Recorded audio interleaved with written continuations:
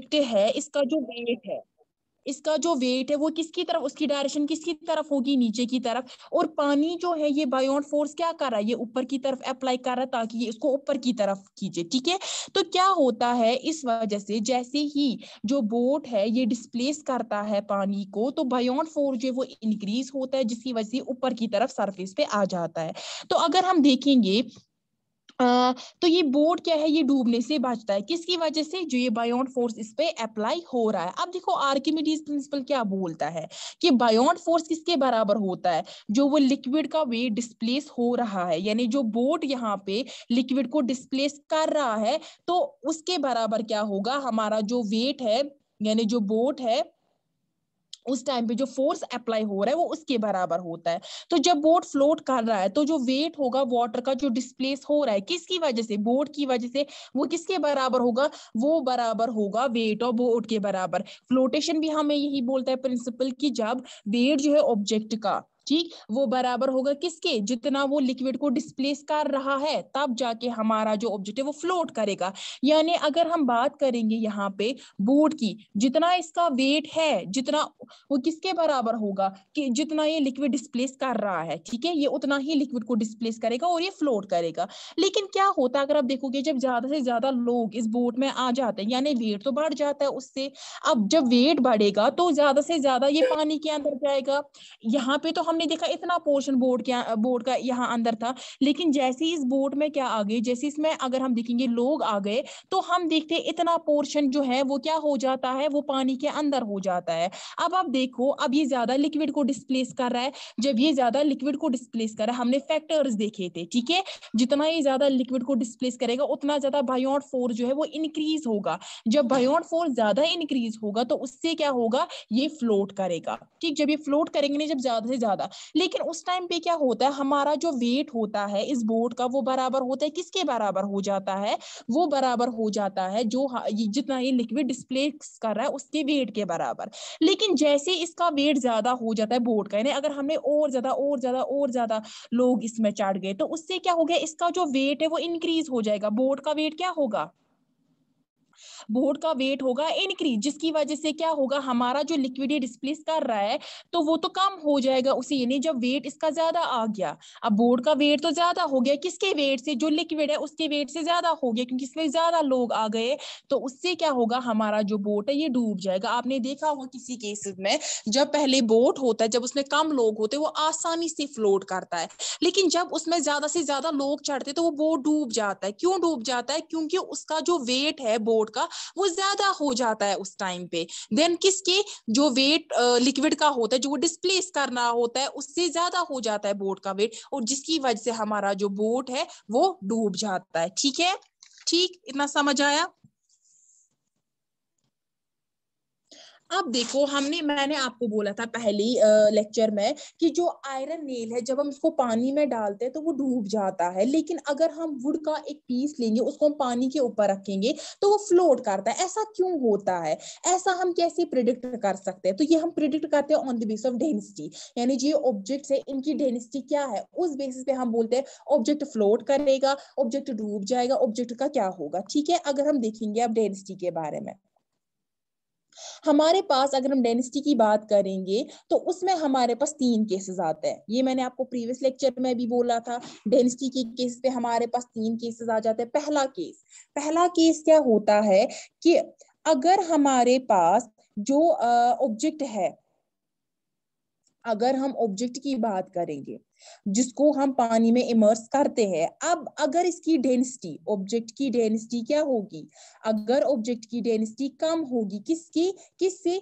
जो डेंसिटी होगी लिक्विड की, ठीक, डेंसिटी जो होगी हमारे पास लिक्विड की, अगर वो इससे कम है, ठीक, हम ये साइन से प्रेडिक्ट कर रहे हैं, अगर वो इससे कम है, यानी जो ऑब्जेक्ट इसकी डेंसिटी अगर कम है किससे, जो लिक्विड की डेंसिटी होगी, तो क्या होगा, इसका जो आधा पोर्शन होगा, इस ऑब्जेक्ट का जो आधा पोर्शन है वो पानी में रहेगा, और आधा पोर्शन क्या होगा, आधा पोर्शन पानी से बाहर आएगा, यानी ये फ्लोट करेगा उस टाइम पे। लेकिन जब ये फ्लोट करेगा, इसका जो आधा पोर्शन है वो पानी के अंदर होगा, और इसका जो आधा पोर्शन है वो पानी से बाहर होगा। फॉर एग्जाम्पल, ठीक, मैं एक ले रही हूँ आफताब, यहाँ तक पानी की लेवल है। तो क्या होगा, अगर डेंसिटी मेरे पास, मैं लूंगी फॉर एग्जांपल, मैं लूंगी वुड, ठीक है, मैं एक वुड का पीस लूंगी, ठीक, वुड जो है इसकी डेंसिटी कम होती है किससे, जो लिक्विड की डेंसिटी होती है। तो ये जो मेरा पीस ऑफ वुड है ये ऐसे फ्लोट करेगा, यानी इसका जो आधा पोर्शन है वो पानी में रहेगा और आधा पोर्शन पानी से बाहर रहेगा।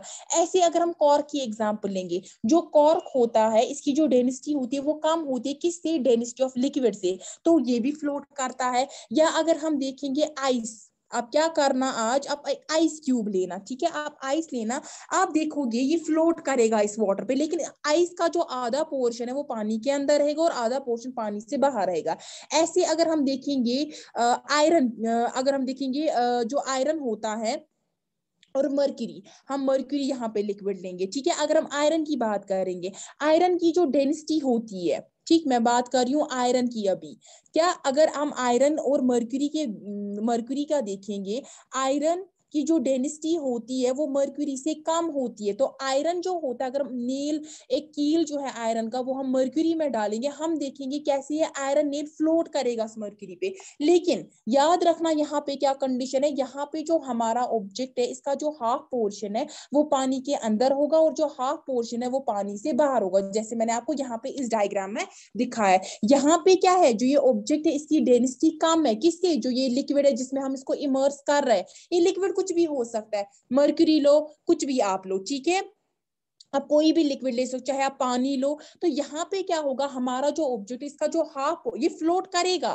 ये फ्लोट करेगा, लेकिन हम इसका जो हाफ पोर्शन है वो पानी के अंदर होगा और इसका जो हाफ पोर्शन है वो क्या होगा, वो पानी के बाहर होगा, ठीक है।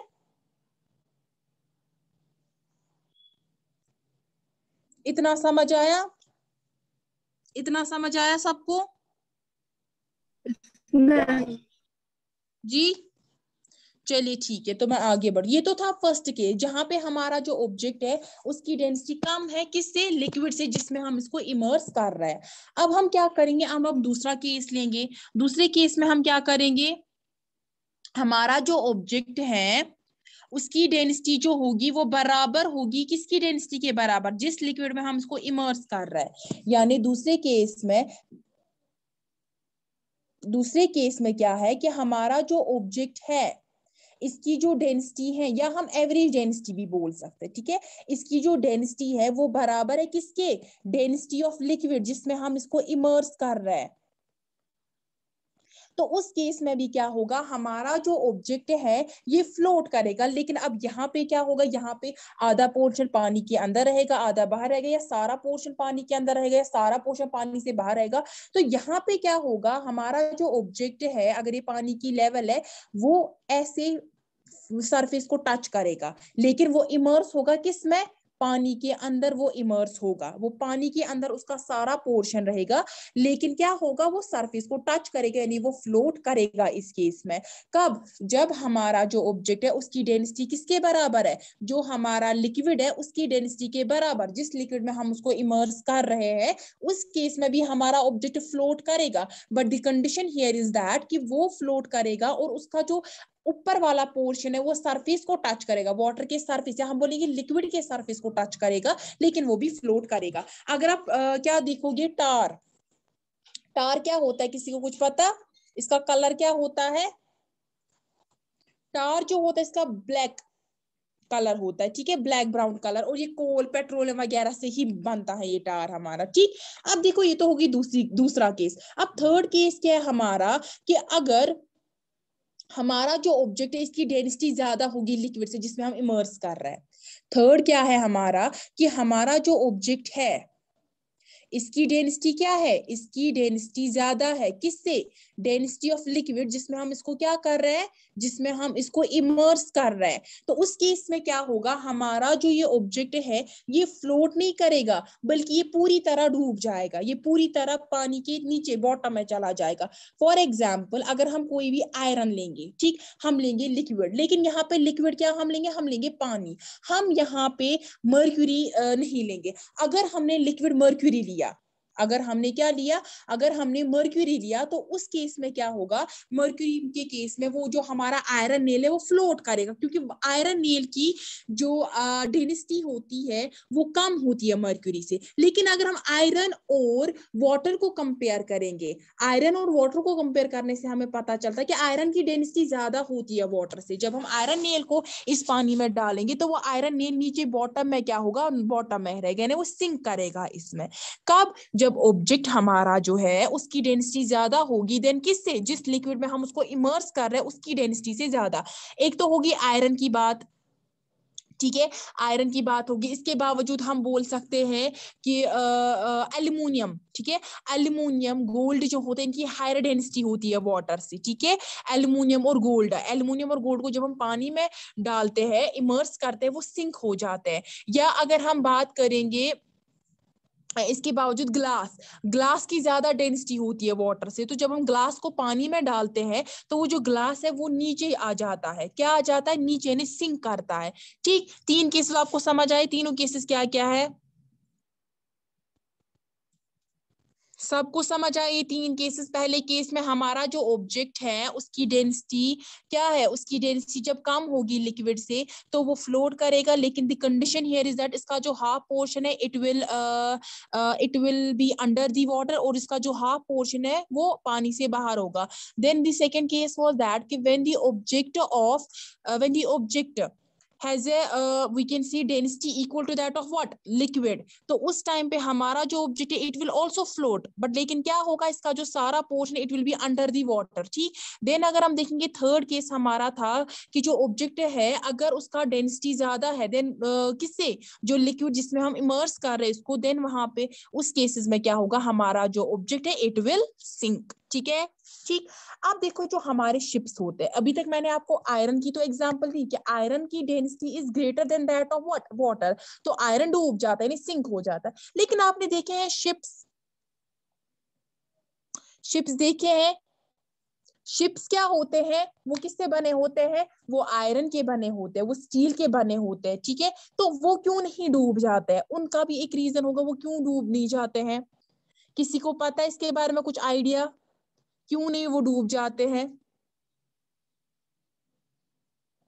एनीवन, किसी को कुछ पता? चलिए ठीक है। तो क्या होता है कि जब हमारा जो ये होता है शिप, जो आयरन और स्टील का बना हुआ हो, तो वो वाटर पे फ्लोट क्यों करता है, ये हम एक्सप्लेन कर सकते हैं on the basis of average density.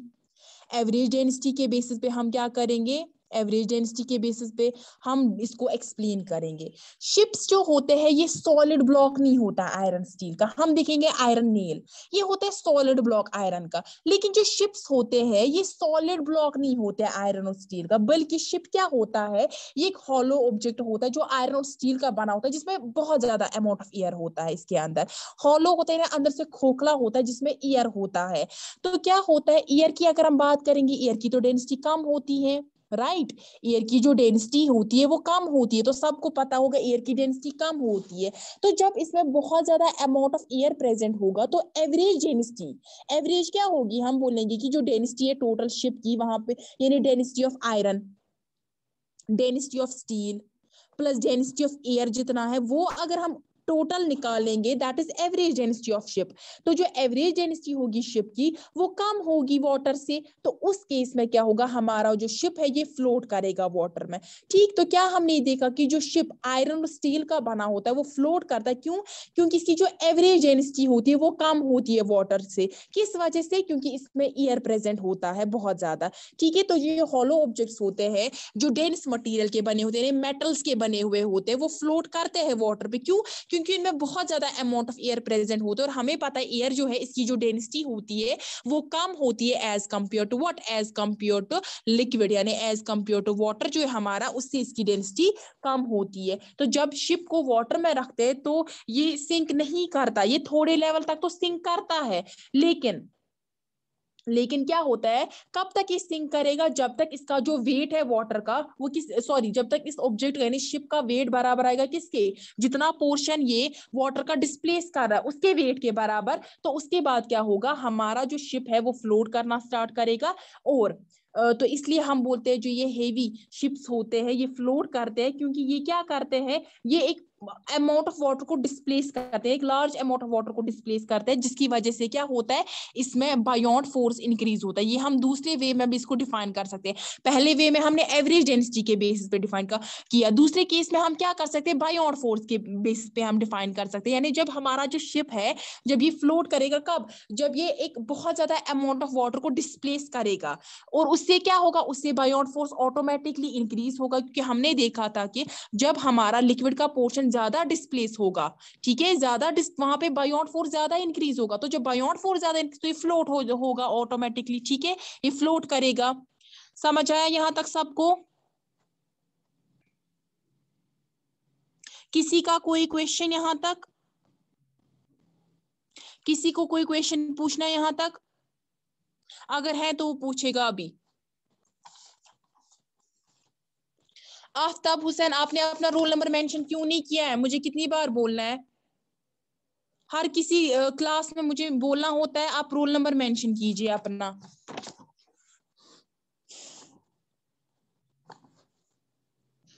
आजा, पहली बार आयो क्लास में, आपको क्या आएगा समझ जो मैं पढ़ा रही थी? क्लासेस रेगुलरली दो। अगर आपके पास फोन अवेलेबल है तो उस फोन का फायदा उठाओ, क्लासेस दो, तब जाके समझ आएगा। अगर आप बीच में ही एक क्लास दोगे, क्या आएगा समझ? जब पहला पोर्शन आपको पता, बेस ही नहीं पता होगा, तो समझ क्या आएगा आगे जाके? तो बेटर है अगर आपके पास फोन अवेलेबल है तो आप क्लासेस दो, उसका फायदा उठाओ फोन का।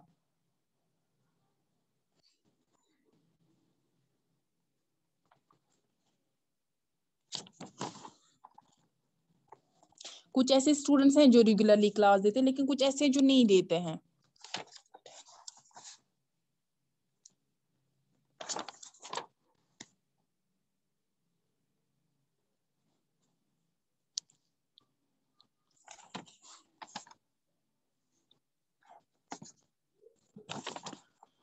और जो मैंने कल का प्रैक्टिकल दिखाया वो सबने नोटबुक पे लिखा विद डायग्राम्स, ठीक है, डायग्राम जरूरी है। और डायग्राम्स आप पेंसिल से बनाओगे, पेंसिल से उसकी लेबलिंग भी करोगे, ठीक है, जो मैंने कल बोला था। और मैंने आपको पहले ही बोला है प्रैक्टिकल के मार्क्स भी है, ठीक, फिर आप लास्ट में ये नहीं बोलना हमें कुछ पता नहीं था। उसका एग्जाम क्या होगा मैम? आपको। जी हाँ जी, किसका क्या क्वेश्चन था? मैम आप क्या बोल रहे हो फिर से? मैं बोल रही हूँ जी जी, मैं प्रैक्टिकल का बोल रही हूँ कि जो मैंने कल प्रैक्टिकल कराया था वो प्रैक्टिकल्स आप नोटबुक पे लिखोगे, और नोटबुक पे आप जो आपका प्लेन साइड है वहां पे आप क्या करोगे, वहां पे आप डायग्राम्स बनाओगे neat and clean with pencil, और पेंसिल से ही लेबलिंग करोगे उनकी। और राइट साइड से जो मैंने आपको कल बोला था क्या क्या लिखना है, ठीक है, वो आप लिखोगे मटीरियल रिक्वायर्ड, कमेंट्स वगैरह जिसमें शेप स्ट्रक्चर आते थे उनके, जो हमने अमीबा, पैरामीशियम, और हमने क्या किया था, अमीबा, पैरामीशियम और राइजोपस हमने किया था, ठीक है, तो उसके आप वो लिखोगे। और आप प्रैक्टिकल नोटबुक पे सिर्फ ब्लैक एंड ब्लू पेन का यूज करोगे, आप ग्रीन कोई और कलर रेड वगैरह वो पेन यूज नहीं करोगे, खाली ब्लैक एंड ब्लू पेन, ठीक है। तो ठीक है, तो ये तो हो गया अभी तक शिप्स फ्लोट करते हैं। अब हम देखेंगे डेंसिटी क्या होती है, ठीक है, डेंसिटी क्या होती है। अगर हम देखेंगे कुछ ऑब्जेक्ट्स जो होते हैं हमारे पास, हमें हेवी दिखते लगते हैं, वो कुछ ऑब्जेक्ट्स हमें लाइट दिखते हैं। फॉर एग्जांपल हम आयरन की बात करेंगे और एल्युमिनियम की बात करेंगे, ठीक, एल्युमिनियम और आयरन, आयरन जो होता है ये हेवी होता है एल्युमिनियम से। क्या मैंने बोला, अगर हम कंपेयर करेंगे आयरन और एल्युमिनियम को, हम क्या करेंगे, हम कंपेयर करेंगे, तो हम देखते हैं आयरन हेवियर होता है as compare to what, aluminium. अगर हम वाटर और अल्कोहल की बात करेंगे, वाटर और अल्कोहल की बात करेंगे, वाटर जो होता है ये हेवियर होता है अल्कोहल से। तो फिजिक्स के टर्म में हम क्या करते हैं, जो हमारे जो लाइटनेस होती है, जो हेवीनेस होती है डिफरेंट सबस्टेंसेस की, हम इनको रिप्लेस करते हैं by word what, density word से हम रिप्लेस करते हैं। तो डेंसिटी क्या होता है, कौन सा ऑब्जेक्ट कितना लाइट है, कौन सा ऑब्जेक्ट कितना हेवी है, that is defined by what term, density के टर्म से हम फिजिक्स में उसको डिफाइन करते हैं या डिस्क्राइब हम बोलेंगे करते हैं। तो अगर हमें भाई फॉर्मूला बोलना होगा डेंसिटी क्या होता है, तो डेंसिटी जो होता है ये बराबर होता है mass of substance, density is equal to the mass of substance, ठीक है, divided by volume of substance. किसके बराबर है density, density is equal to what, mass of substance divide by volume of substance, यानी हम डेंसिटी को define कर सकते हैं mass of the substance per unit volume, ठीक है, एक सबस्टेंस उसका कितना मास है, एक पर यूनिट वॉल्यूम है उसका कितना मास है, तो उसको हम बोलते हैं डेंसिटी। हम डेंसिटी को सिंपली फॉर्मूला से लिख सकते हैं, density is equal to mass by volume, ठीक है, density is equal to what, mass divided by volume, ठीक है। ठीक, अगर हम SI यूनिट की बात करेंगे, what is the SI unit of mass, मास का SI यूनिट क्या है, फैजान अयूब रोल नंबर 3 आप बोलिए, what is the SI unit of mass, मास का क्या SI यूनिट है, kg, right, kilogram. And Usma roll number 6 आप मुझे बोलिए SI यूनिट क्या है वॉल्यूम का,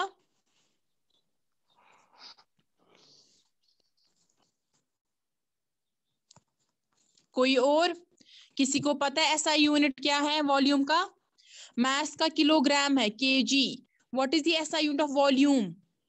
आप जब मैथ्स में वॉल्यूम मेजर करते हो आप किन में लिखते हो, आप यूनिट क्या लिखते हो उसके, हाँ, cubic metre, right.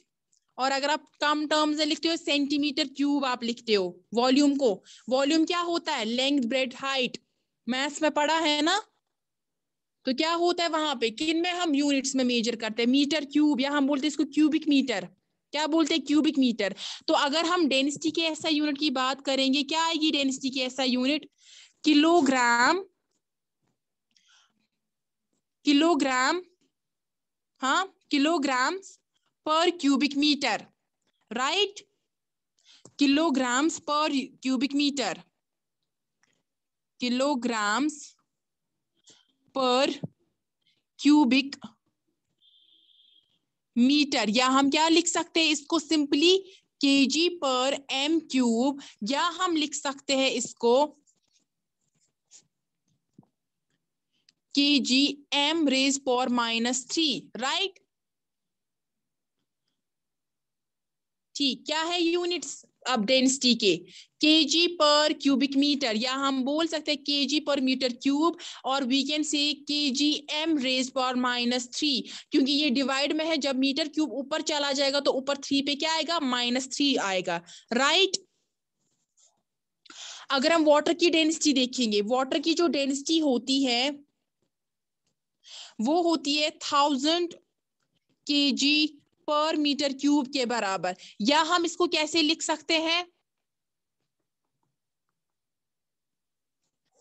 1 into 10 raise power, क्या आएगा 10 रेज पावर, कितने जीरोस है यहाँ पे, जब हम यहाँ पे पॉइंट लगाएंगे कितने जीरोस, 10 रेज पावर क्या आएगा, 10 रेज पावर 3, राइट, केजी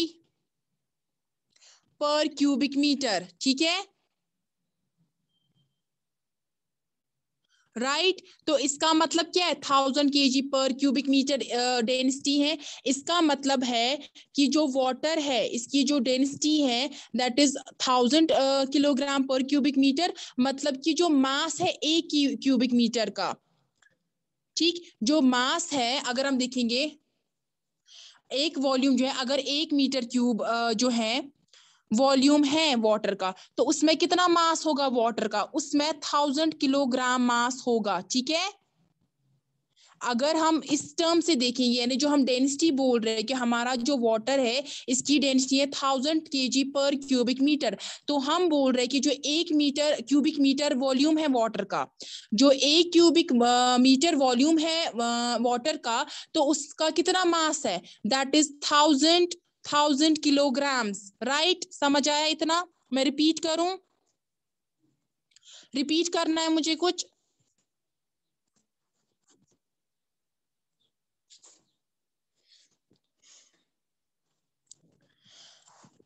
कैसे मैंने आपको दिखाई, 1000 है, इसको हम कैसे कन्वर्ट करेंगे?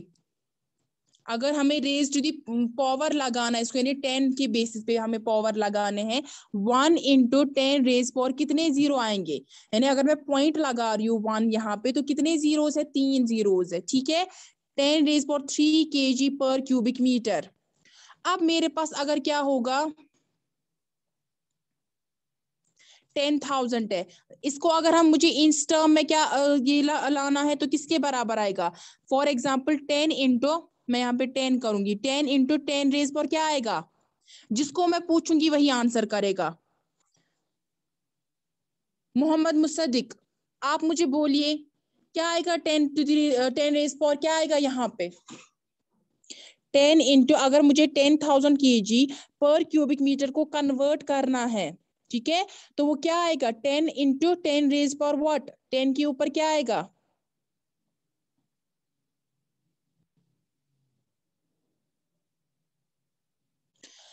किसी को पता है यहाँ पे क्या आएगा? यहाँ पे 10 रेज पर अगेन 3 ही आएगा। क्यों आएगा 3? आप देखो, मैंने यहाँ पे 10 लिया, यानी पहले तो अपना 10 आ गया, अब यहाँ पे पॉइंट हम लगा रहे हैं, तो कितने जीरोस आ रहे हैं? 3 जीरोस आ रहा है। समझ आया कैसे करते हैं ये? या ये तो हो गया टुवर्ड्स दी राइट। अब अगर हमें टुवर्ड्स दी लेफ्ट जाना होगा तो उस केस में हम माइनस में लाते हैं, ठीक? समझ आया इतना सबको? Yes ma'am. चलिए ठीक है। और आप लोग क्यों नहीं रेस्पॉन्ड देते हो क्लास में? अगर मैं कोई क्वेश्चन पूछना, अगर नहीं भी पता या अगर आपको समझ नहीं आता, बोल सकते हो क्लास में, लेकिन आपका कोई रेस्पॉन्ड नहीं होता है। व्हाइल डूइंग प्रैक्टिकल, हम प्रैक्टिकल्स कर रहे हो, हम थ्योरी क्लास दे रहे हो, कुछ नहीं, आपका कोई रेस्पॉन्ड नहीं आता है। खाली आप क्लास हो 9th क्लास जो रेस्पॉन्ड ही नहीं देता है किसी में। बाकी क्लास में अगर 3 स्टूडेंट्स भी होते हैं, मैक्सिमम रोल 9th क्लास में आते हैं बच्चे, लेकिन बाकी क्लास में 3-4 ही बच्चे होते हैं, उनका इतना अच्छा रिस्पॉन्ड होता है। तो आप नेक्स्ट क्लास से रिस्पॉन्ड दिया करो, ठीक है? अगर आपको समझ भी नहीं आ रहा, आप मुझे बोलोगे रिपीट करना है, मैं रिपीट भी करूंगी, लेकिन कम से कम बोलो कुछ, ठीक है? Okay ma'am. चलिए चलिए ठीक है, मैं क्लास को एंड करती हूँ। और आप क्या करोगे आज? आपका होमवर्क जो है आप रिवीजन करोगे। कल मैं आपको क्वेश्चंस पूछूंगी इसके, ठीक है?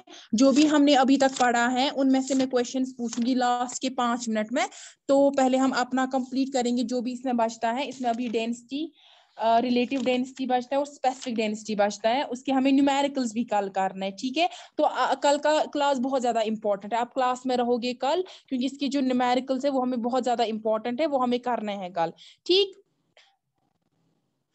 उसके बाद आपका ये चैप्टर कंप्लीट होगा। चलिए फिर, अल्लाह हाफिज। अल्लाह हाफिज मैम।